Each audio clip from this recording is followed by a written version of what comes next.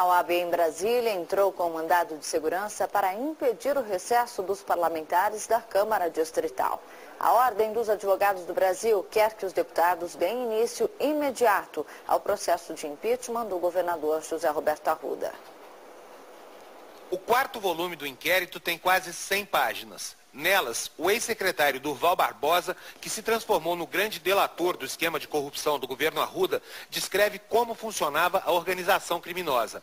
O chefe do esquema seria o próprio governador. Abaixo dele, o secretário de Obras Márcio Machado e o chefe do escritório político de Arruda, José Eustáquio, coletavam as propinas das empreiteiras encarregadas das grandes obras do governo.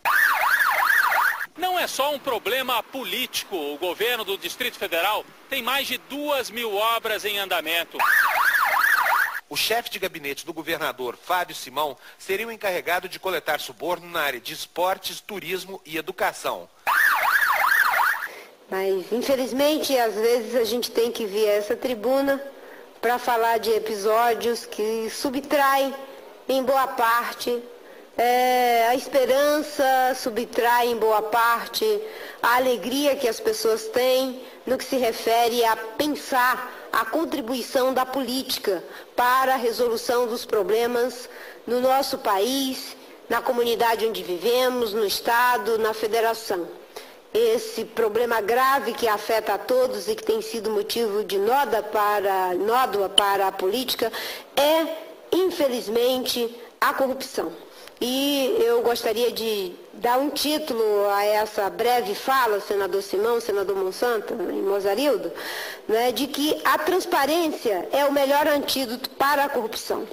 Quando nós não temos processos que nos levem à transparência, ao acompanhamento, ao controle social, a corrupção consegue um maior espaço e uma maior desenvoltura.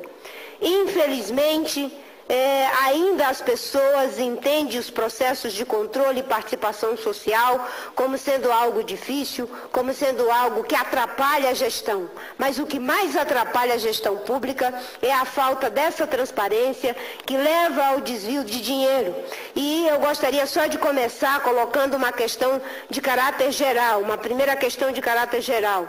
Né? A Fiesp fez uma estimativa, não é? Essa estimativa é de 2006, que dá conta de que cerca de 10 bilhões eram subtraídos pela corrupção no Brasil.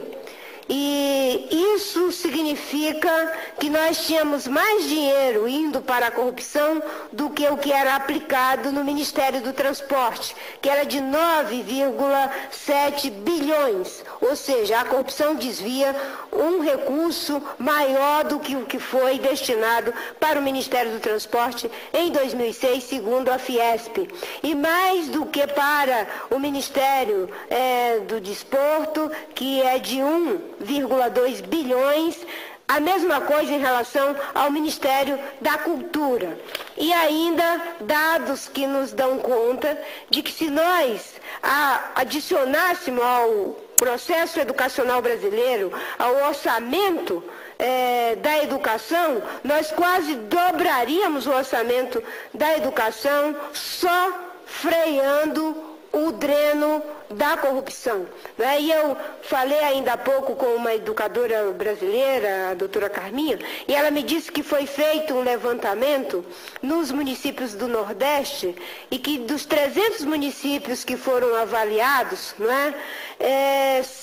Os secretários de educação não são eles os responsáveis diretamente pelo orçamento da educação, que é sempre uma pessoa, uma espécie de assessor de finanças do prefeito, e de que o secretário de educação ele não tem a governança sobre os recursos, e de que essa ausência de governança é algo quase que proposital para que o desvio do recurso da educação também aconteça. Eu estou aqui dando esse dado de caráter geral para poder falar e reiterar minha tese de que a falta de transparência, a falta de institucionalidade acaba levando a episódios lamentáveis como esses que tivemos aqui no Distrito Federal, na capital do país, o coração do país, que infelizmente tem que passar por esse tipo de aviltamento, quando na verdade deveria ser um exemplo.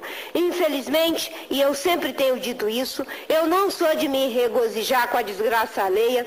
Eu preferia ter um bom exemplo para estar citando aqui do governo do Distrito Federal.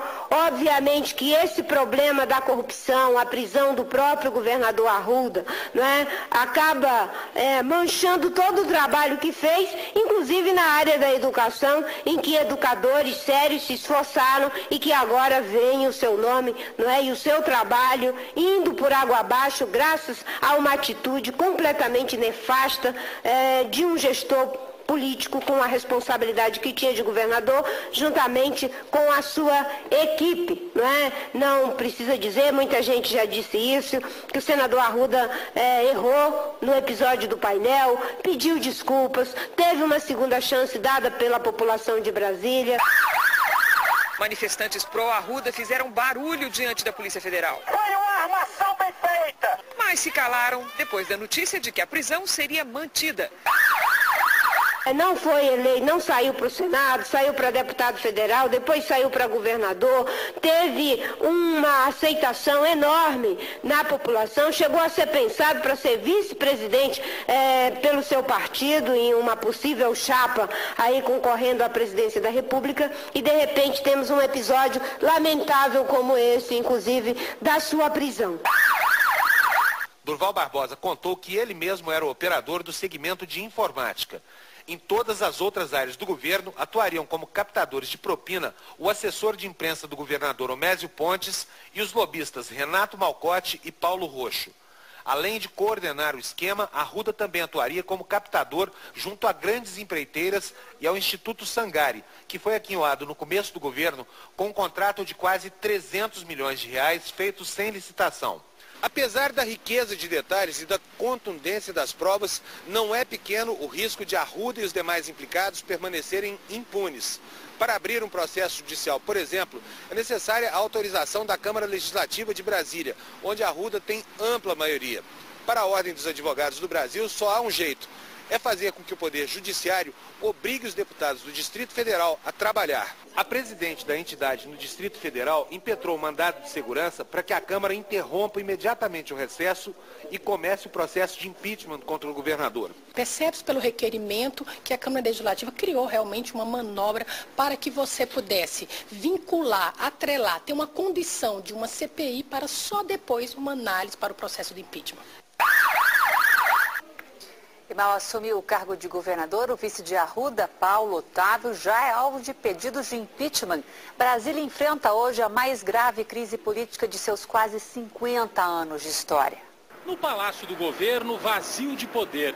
O homem eleito pelo povo está preso e o interino encontra dificuldades para governar. Já há 4 pedidos de impeachment contra ele. Paulo Otávio, um dos empresários mais ricos de Brasília, não aparece nas fitas gravadas por Durval Barbosa. Mas Marcelo Carvalho, diretor do grupo Paulo Otávio, é visto neste vídeo recebendo uma mala preta de Durval. Com o governador preso e o vice sob suspeita, Brasília chega às vésperas do aniversário de 50 anos sem comando. Não é só um problema político. O governo do Distrito Federal tem mais de 2.000 obras em andamento. Quem vai coordenar isso tudo? Quem vai definir prioridades daqui para frente?